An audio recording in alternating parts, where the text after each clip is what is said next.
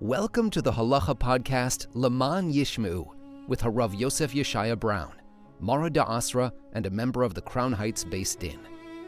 This podcast is brought to you by the Ask the Rav platform in partnership with Laman Yilmedu, the premier institute for practical halacha learning. Welcome to another exciting podcast of Laman Yishmu and Ask the Rav. Many people have been asking questions about arranging minyanim for Kriyas HaTorah on Shavuos, so people should be able to hear Aseres Hadibros based on the Maimer Chazal, that when Aseres Hadibros is read, that's as if we are receiving the Torah from Hashem and Har Sinai.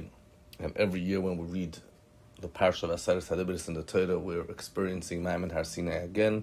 And it was always the tradition to bring little children to hear that, and the Rebbe renewed this minhag again and asked to bring children to hear Aseres Hadibros. So people are making different minyanim, and a number of questions have been raised. I just want to focus on one particular question, and that is from a community that was asking, they want to arrange another later minyan, but they want to ask if it's possible to make, for whatever reason, it's very hard to make another Kriyas HaTorah with taking out two Sefer Torah and having a maftir and haftorah.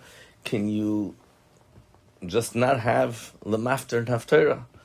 And they were told outright there's no such thing. You can't not have maftir and haftorah. And they were troubled about this. Where's the source? Where does it say that you can't just cut out on the maftir and haftorah? Honestly, the question is hard to understand. Obviously, the same way in any minyan in Kriyas HaTorah, imagine if someone would decide that we're having a minyan of Kriyas HaTorah in the shul, and we decide we want to cut out a maftir and haftorah. It's part of a takanas chazal that we have to have a haftorah. There's an aliyah called maftir. Maftir is a machlokes if it's part of the regular kruim or not, if it's part of minyan shiva or not, on Shabbos shiva, on Yom Tov chamisha. But when it comes to Yom Tov, there's an additional thing of taking out a second Sefer Torah, because the takanas hagoinim or Rabbanan Seviroi that we're supposed to on Yom Tov read about the Yom Tov. So that there's two things. There's the idea of the maftir in general, which could either be the last aliyah or one additional aliyah, and then there's a special takana Yom Tov to have a special extra reading, and there's takana chazal of having the haftorah. So we're not chas v'shalom not reforming. We don't cut out things just because it's long. Even when it comes to Parshas Zachor, there's a very heavy debate about this. People want to make minyanim just to hear Parshas Zachor. So instead of reading the whole entire Torah and then the end having a second Sefer Torah from after, this is the reverse. Let's only do the maftir. The reason why there would be a svara that you should be able to only do the maftir and only do Parshas Zachor, because Parshas Zachor is an independent obligation, which was, according to many opinions, min haTorah, way before the takana of Kriyas HaTorah and a chiyuv na Torah. Takana of Kriyas HaTorah from Moshe Rabbeinu, whatever it is, but it's not a chiyuv d'oraisa. So we actually have a machlokes. There was a shul where they missed out Kriyas HaTorah, and that week was Parshas Hachodesh, and there was a discussion that maybe to make a minyan only for Parshas Hachodesh. So whereas Rabbi Kiva Eger says you could do that, because Dalet Parshas are an independent takana, but the Chidar writes, the Birkei Yosef of the Chidar writes, why is it more important for you to hear Parshas Hachodesh than Kriyas HaTorah? You're supposed to also hear Kriyas HaTorah. What are you cutting out Kriyas HaTorah and only doing Parshas Hachodesh? And then he says, Heichen matzinu sheyikru b'chad gavre. Where do you have such a thing of having only one person, having a minyan, only one person getting an aliyah, just Parshas Hachodesh? So he argues very strongly that cannot be done. But that is even about Arba Parshas. Certainly, if there's a takana of Kriyas HaTorah, part of the takana that Chazal made, that every time you read in the Torah, you're supposed to have a Kriyas HaTorah of maftir as well with haftorah. So that can't be cut out. Just to understand the significance of this aliyah of maftir, especially on Yom Tov, that there's a whole discussion in Poskim, what do you do if there's a mistake in the Torah, and there's a range of opinions which I'm not going to go into right now. And sometimes we do take out a second Sefer Torah, sometimes we don't take out a second Sefer Torah, and sometimes the argument is that if there's a mistake in the Sefer Torah, it basically depends on the fact if you're allowed to read in a Sefer Torah with a mistake or you're not allowed to. There's a Shittas HaRambam that a Sefer Torah with a mistake is valid, but if we're going to continue reading, it might be a Brach Levatala. We're going to take out a new Sefer Torah, it might cause a problem of Pagam, of looking at the first Sefer Torah as if it's no good. So for the past readings, we consider a valid reading, but not for the future readings. That's sort of the interim compromise. Be that as it may, without going into the various details, so often when it comes to the very last aliyah, what we do is we rely on the shitta, or many opinions say this, that maftir oila minyan shiva. Here's a machlokes if the last aliyah, the maftir who's reading the haftorah, is one of the 7 or an extra one. What we do is we have sort of a compromise, and on a fast day, the person reading the haftorah is one of the aliyahs. On Shabbos and Yom Tov, it's not one of the aliyahs. Shabbos and Yom Tov, because technically you're allowed to add aliyahs, so we add an extra aliyah, because anyhow you're allowed to add an aliyah. Like this, we cover our bases, and we finished Kriyas HaTorah, we do Kaddish to make a separation, and then we have the haftorah. So, when there's a mistake in the Torah, there's an argument that says that maybe we'll won't cut out the haftorah, chas v'shalom, but we'll have the 7th aliyah being the aliyah which becomes maftir, and then we'll read the haftorah. So we won't have an issue of taking out another Sefer Torah. This wouldn't apply in Yom Tov, because Yom Tov, you have to have the haftorah. The haftorah is an obligation, independent obligation of Chayves Hayom. You can't say that the Kriyas HaTorah that I read will cover me for the maftir, because there's a separate chiyuv to read about the Korban Musaf of that day, and therefore that cannot be, even in the case where there's a shayla of Pagam of a Sefer Torah, that because of that, there's a problem with the Sefer Torah. So, again, the purpose of the Rebbe's sichos, the Rebbe spoke about, is bringing kids to a Kriyas HaTorah in shul. It wasn't about making up new ideas. It wasn't even about creating new Kriyas. There's nothing wrong if there's a regular Kriyas HaTorah happening under the conditions of Kriyas HaTorah, then that's perfectly fine. But creating new concepts, the idea was to bring them to the shul when the regular Kriyas HaTorah shul is happening. Moving on to another question. This is not a halacha question. It's a question that people ask many, many times.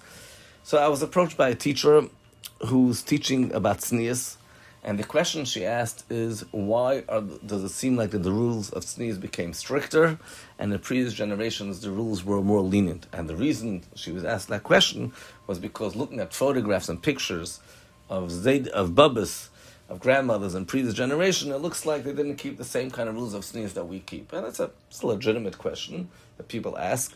Obviously, we will not change the halacha based on pictures, but something that people want to understand. So, the answer, the basic approach for that is, the halachas of Tznius are already discussed in Gemara, Shulchan Aruch, and Poskim. Now, over the generations, depending on the time and place and circumstances, sometimes these halachas were not exactly kept exactly the same way.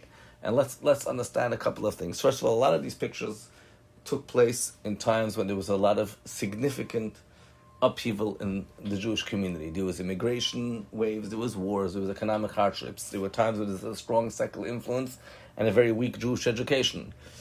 Case in point, in many places, if a bacher was able to marry a girl that was Jewish and keeping a basic level of orthodoxy, that was considered a major, major accomplishment, because a lot of the youth, especially the girls, were drifting away from observance. And finally, you got someone who's planning to keep Shabbos, Kasher, Star, Samashbacha. That was a massive thing. There was a lot of assimilation pressure. People were trying to rebuild communities after the Holocaust. They were very, very influenced by society around them. The norms of society in dress and behavior were better than we have today, but there was a lot of influence on the side. And because of the secular influence, Rabbanim at the time had to focus on preserving basic Yiddishkeit, Shabbos, Kashrus, Chinuch. People shouldn't intermarry. Now, while Tznius is very, very important, and it's definitely a part of Allah and extremely significant, but they wanted to keep the basic religious survival, and therefore they didn't focus on that. Besides for the fact, like we mentioned before, the immodesty in the world around was much less.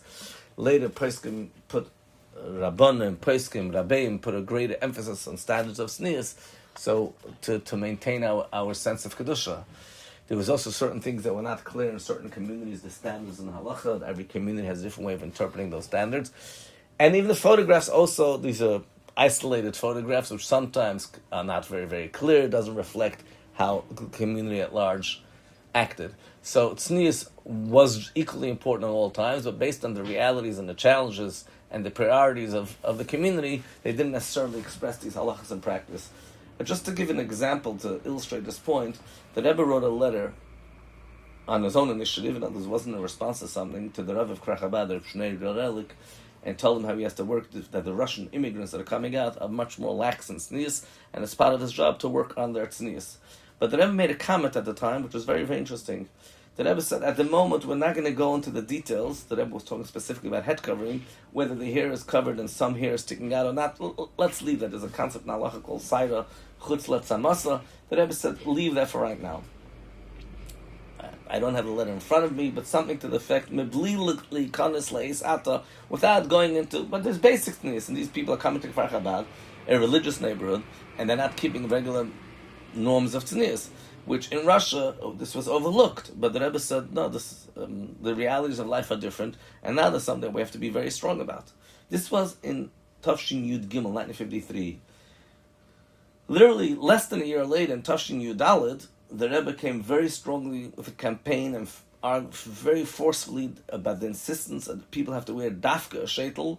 The only head covering that's legitimate is a wig, and no other form of head coverings, because some hair could show, some people could move it back, it could slip. We recently had an incident where it's all over in the news, where someone, for the purpose of the license, it was insisted that they remove their head covering. So in a sheitel, they wouldn't necessarily even know that it's a head covering, wouldn't even ask you to remove it if it's a full, proper sheitel. So the Rebbe insisted very strongly. He said he will not be Mesadik Kedushin unless they agree to this. The Rebbe said he's going to fight for this, and that's the Beracha Fanachas comes through that. But only a year before that, the Rebbe, because depending on the circumstances, what becomes the higher focus, the lesser focus, and that has to be determined in every community every time, but the photographs are never an indication of what really halacha is all about.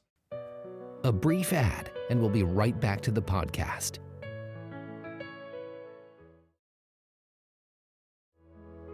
Always wanted a real, thorough grasp of Hilchos Shabbos? Now's your chance. Join a comprehensive course with Rabbi Tuvia Kasimov and learn the halachos clearly and practically. Starting soon, with limited spots available. Sign up at lemanyilmadu.com. Moving on to another very, very interesting question. Interesting, I got two people ask the same exact question, both on the same exact day. Someone who's in the process of converting, and there's a relative who's not Jewish, and the relative wants to donate their body to science. Is it, this potential convert is asking, is it a problem if a non-Jew donates their body to science? I got another variation of that question, but that's basically the gist of the question. So when we talk about the idea of people, of donating the body to science, of nituche mason, of doing surgeries on the dead. So there's a lot of aspects that we need to look into. There's the issue of nivel hames, disgrace, not being respectful to the mace, to the deceased. There's the issue of hana'ah. One is not allowed to have hana'ah from a mace, have any type of benefit, and that comes up a lot when people want to do implants, cadavers, or whatever it is, from a mace. There's a chiyuv of kvura. You're supposed to bury a mace, a chiyuv of kvura, which is why cremation is not acceptable. There's an absolute chiyuv of kvura. And there's also isser of halonas a mace, of letting the body stay overnight. It's supposed to be buried right away, depending on the conditions. So, if we talk about the idea of nivel hameis, taking a body that passed away and looking and inspecting and examining things, whether for medical purposes or b'chlal. So we actually have this in the Gemara. The source of this is in the Gemara, where someone was killed and the murderer is now brought to justice. And then the question is raised, one second, maybe he killed someone that was going to die anyhow. A treifa, someone who doesn't have a chance of living for 12 months. And when a murderer kills a treifa, then obviously he doesn't have a chiyuv misa because the person was going to die anyhow. So the argument is, perhaps we should go and check the body, the person that died, take him apart, and check whether he really was a treifa or not. And the Gemara says, no, that we can't do that because nivel hames, because we don't want to defile the kedusha, the sanctity, the special of the mace's body. It's disgraceful. So you see here that even when it comes in terms of punishing a murderer, there's an issue of nivel hames. There's another Gemara which talks about, I'm not going to go through the whole sugya, but there's a back and forth on the Gemara. The Gemara talks about someone that sold their property, And then there's a question if they were of age, if they had signs of maturity when they did the sale, because it could be it was a cotton who the sale is not legitimate. And the seller actually died, and the question is maybe we could actually examine the body and see if there was signs of maturity. Again, we talk about over there about nivel hames. That's not acceptable because of nivel hames. So, surprise of surprises, there are poskim that say that you're allowed to, depending on the circumstances, if someone is going to lose a lot of money, there might be room for nivel hames to examine the body. Certainly, if you want to be maftir and aguna, and you want to check a body and see who's the one that died because the lady otherwise is going to remain naguna, the person, let's say, that's letzoirich. And why does the Gemara say that for Ritzeach, we don't go check whether he killed a treifa? Because so long we have no chiv to go and check. So there's no chiv, so long it wasn't checked, we assume that it's not a treifa.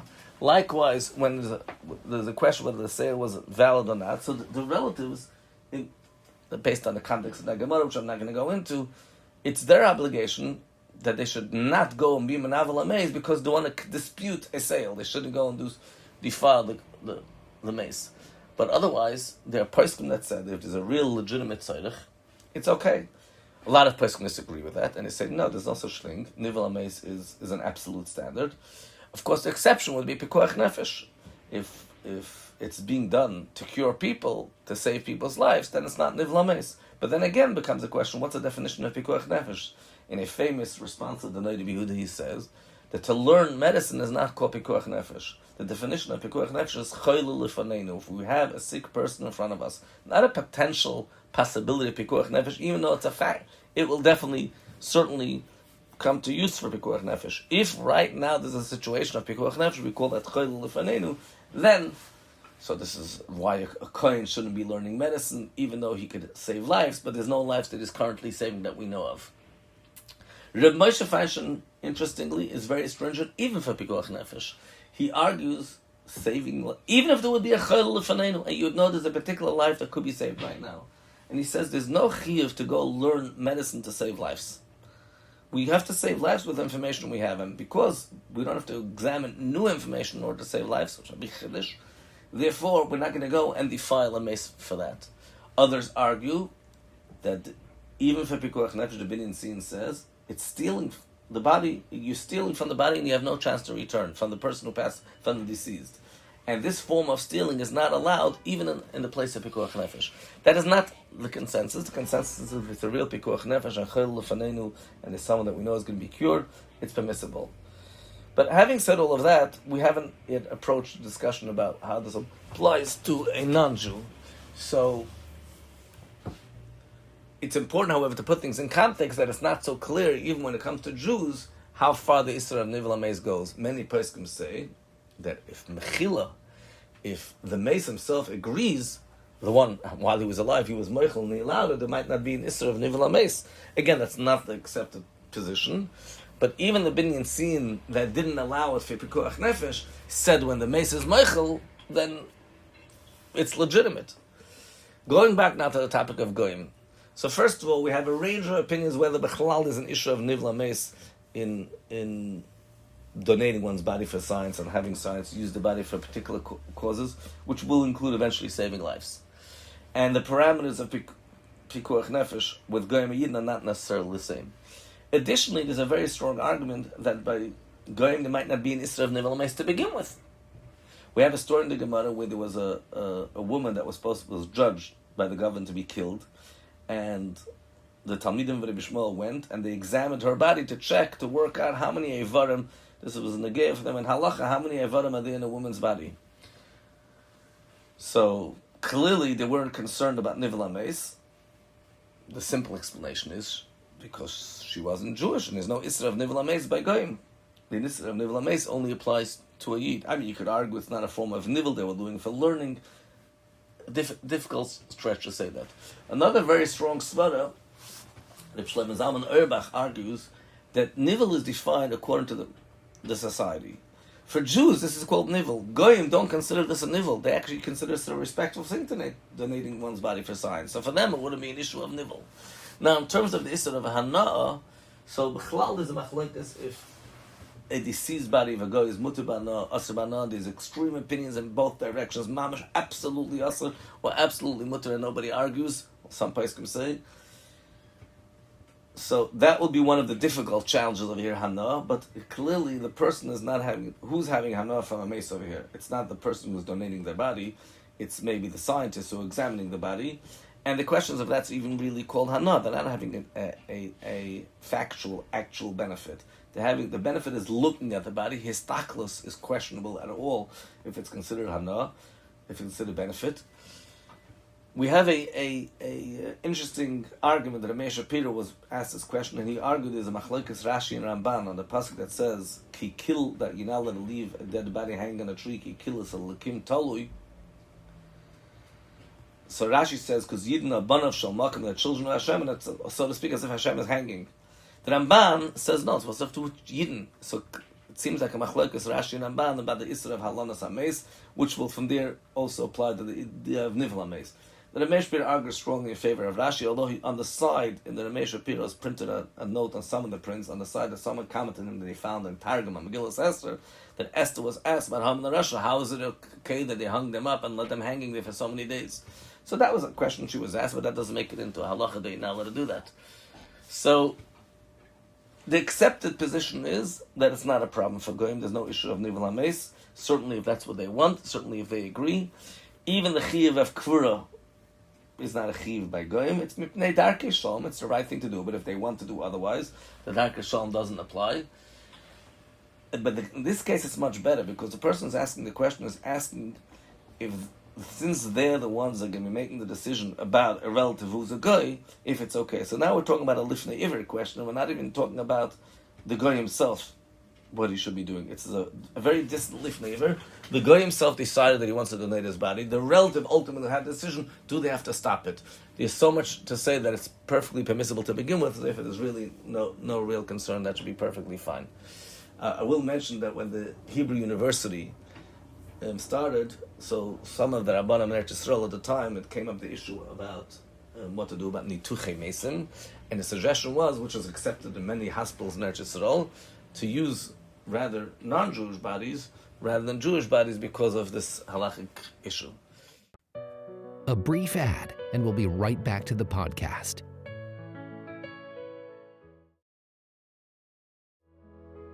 Want real clarity in the halachas of Taharas HaMishpacha? Rabbi Mendy Hershkop's year-long Hilchos Nida course is starting soon, with an opportunity for shimush. Spots are limited, so reserve yours now at lemanyilmedu.com. Moving on to another question, I was asked a very interesting question, and happens a lot. Someone was suggested a shidduch, and they said they're busy with something else, but if this thing doesn't work out, they'll go back to the original shidduch. And now the question is that called a promise that you have to keep?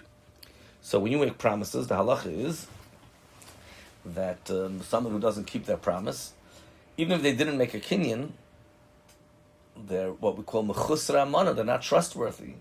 There's tarumas, there's complaints that could be had against a person who makes a promise and doesn't keep their promise. There's a pasuk she'edis Yisrael lo yasu avlu v'lo yidabru chazav. You don't talk lies. You say something, you keep your word. You're not even tell a child, I'll give you a present and not give it to him because of limdu l'shonim daber sheker. So you say a word, you accept something. You said, I'll look into this.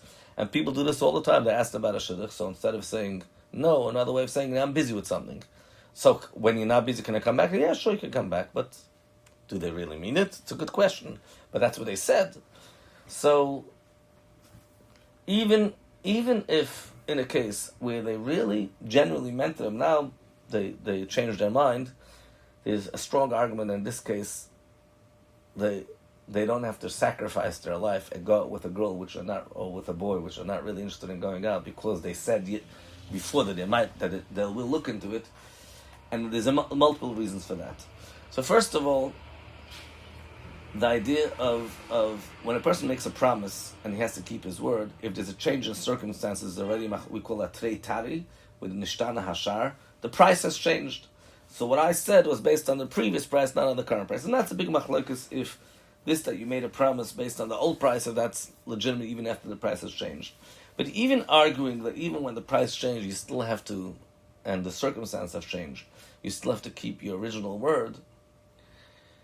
This case is very, very different. Because when people say, yeah, I'm busy with something, it's pretty obvious what they mean is they're trying to push you off. There was no smichas das, there was no gemidas das, there was no acceptance that, oh, of course, yeah, obviously, then come back to me. Everybody knows there's a certain language in the shidduchim language, and you don't say an outright no, and you say I'm busy with something. Now, it could be they're generally busy with something, but there's no clear indication that you really meant what you said. So much so the halacha is that if a person makes a promise, so it depends how much they promise. If they promise something small, they say, I'll give you a gift of $10, then they have to keep their word. If they say, I'll give you $100,000, so the person who's receiving it also to begin with knows this is selling the Brooklyn Bridge. He knows that it's not necessarily going to happen, and when there's no smichas das, when there's no, on both sides, there's no certainty, clarity that this is for sure going to happen, then there's no din of mechusrei amana. I'm not going to say there's always a pious behavior, a person who wants to go beyond all the rules and be extra pious, special great tzaddikim, even if they, it's brought down halacha, but even if they thought of something, they would keep their word in their mind. There's a lot of great stuff out there, but here we're talking about a person binding himself, meeting with a girl which he doesn't want to meet with, or meeting with a boy that she doesn't meet with, which in itself could also be a problem, because if they really want to meet and they're just going out just for the end of going out, they might decide to find favor in each other's eyes, but it might be a form of deception there too, because they're doing it only because they made a promise. That wouldn't make much sense. There's another point here altogether, this whole halacha mechusrei amana, that a person has to make a promise as a gift or a sale, is about financial matters. When we're talking about personal matters, it's a whole different set of halachas altogether. And like I said, in this case, there's a legitimate argument that it's perfectly fine, and they don't have to worry about the fact that they said they're going to be looking into the shidduch. Question, moving on to another question. There was, people got together on a Shabbos, and someone went and took cold, fully cooked chicken, cold chicken, and put it right onto the blech to heat up on Shabbos. It was wet. You're not allowed to reheat wet stuff on Shabbos, because even if it's previously cooked, yesh bishul achar bishul balach, and you put it onto the fire. Luckily, it didn't reach on the fire hot enough that we call yatzeh ledesbay, that it hot to the touch, and if it didn't actually cook. But the question is, if the food is permissible. There were a number of issues here. Number one, the issue of bishul, cooking on Shabbos. Number two, issue of chazara nasina batchila, that even when you take something off the fire, you can, and even if it's fully cooked and hot, you can't put it back on, only with certain conditions, which these conditions obviously were not kept over here. Now, it's very important to emphasize that it didn't reach Yatzeh Ledesbay, but it could have reached if you would leave it there that long.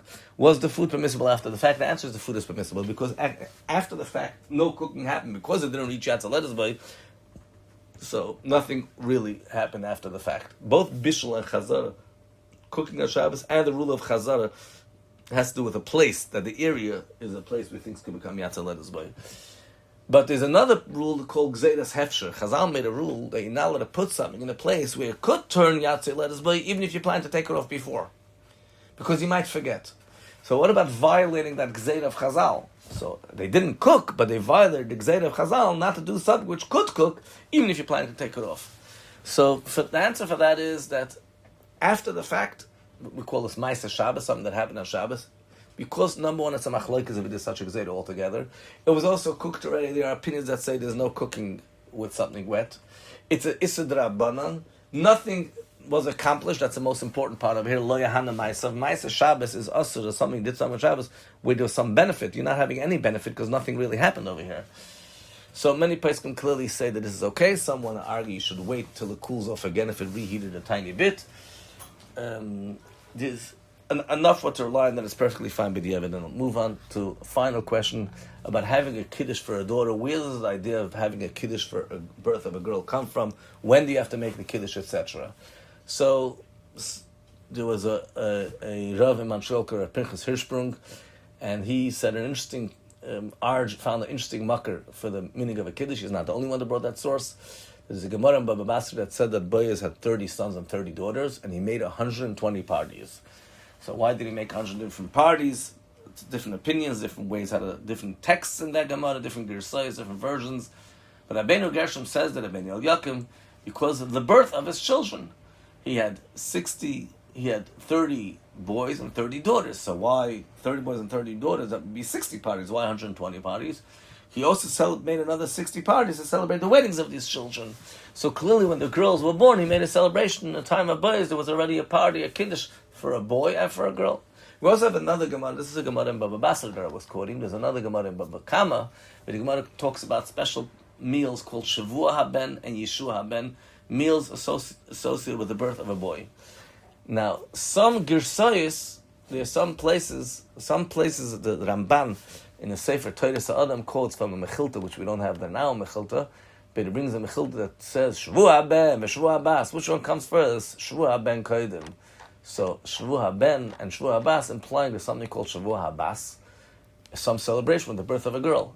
Now, if the Yeshua haben and Shavuos haben that the Gemara talks about is a Shalom Zachor, which is what the Trumas Hadeshin says, that we're thanking Hashem that the boy was saved. There was a childbirth and the boy was born and he was saved and they all came out from danger. Shavuos Abbas would be the birth of a daughter. So, in fact, there are those that wish to suggest that. There's a sefer called Shari Simcha, one of the Rishonim Meritz Geis, is a Pirish called Yitzchak Iranan, and he wants to suggest, he also brings this thing, Mechilta Shavuos ben Shavuos Abbas, and he wants to suggest that Shavuos Abbas is connected with giving a name for the meaning was to give on Shabbos, to give a name for the girl. So it's a form of some type of Shalom Zachor. There's a letter of the Rebbe that clearly writes why we don't do a Shalom Zachor for a girl. It's not the same level of Simcha of a boy and a girl, but at least there's some type of origin to this idea. Now, there are other Mefarshim, clearly the Shem that learn the Shavuos ben Yeshua ben has to do with Bris Milah and Pidna ben. If it's Bris Milah, Pidna ben, if it's not Shalom Zachor, Bris Milah, Pidna ben clearly applicable only to a boy, not to a girl, and the Gemara has no association with a girl. But there's good reasons for making a Kiddush for a daughter. Number one, we have to thank Hashem for having a daughter, especially if we give her a name. So when we give her a name, when Hashem comes down, we're thanking Hashem for that. It's a Sudas Haidah, it's a party of thanksgiving to Hashem, both for the mother and the daughter that came out safe from a potentially unsafe situation. It also gives an opportunity for people to come and give brachas for the new baby girl that was born. They say a story of the Harna Steipler Rebbe that a father asked a bracha for his daughter that was having difficulty with shidduchim, and he said, well, was there a kiddush or not? Because if there was a kiddush, it would have given her brachas on Torah L'chuppah Ma'asem Tovim. Some people suggest that the kiddush should be done on Shabbos because it's associated with giving the name, which in many communities give the name on Shabbos. Our minhag is not to give the name for a girl on Shabbos, to give it in the first opportunity, so it doesn't have to be on Shabbos. Some people suggest that it's done on Shabbos because that's when convenient for most people. It's very hard during the week to make a simcha, and maybe that's why they give a name on Shabbos also. But so there's no clear source that a dafka has to be on Shabbos. The Minchas Yitzchak says it was just for convenience reasons. Rabbi Brunner said that every time the Rebbe spoke about the kiddush of a girl, he remembered the Rebbe would say Machana Kiddush Shabbos, and there was once a girl that had medical issues. The Rebbe asked if they made a kiddush, and he was told he didn't make a kiddush. The Rebbe said on the very next Shabbos they should make a kiddush, and she was taka healed. So he says he doesn't remember hearing from the Rebbe anything about a kiddush and shidduchim, but the kiddush does have to do with the welfare of the girl. So it's best to do it on Shabbos dafka. If parents want to do a weekday celebration, they could still give some sponsorship to the kiddush and shul on Shabbos. I will just mention one more thing, that the Frierdiker Rebbe goes through a list of simchas, and Chabadim and Hagim various different simchas, Hachnas L'Cheder, birth, bris milah. It goes through a bunch of, and one of the simchas over there he mentions, he has Shalom Zachor, and he has a Shalom Zachor for by night and a Shalom Zachor for by day, which has another, and he has another simcha called Mazel Tov. And it seems like Mazel Tov, the word Mazel Tov, was the name of a simcha when he made a mesibah for the birth of the girl. Could be also connected with when the mother would come to shul. We'll finish with that. Hatzlacha Rabbah. Join the global halacha learning revolution of the Laman Yilmedu Institute and bring increased brachos into your home. For details about the various learning programs, visit our website, lamanyilmedu.com. That's LEMAANYILMEDU.com.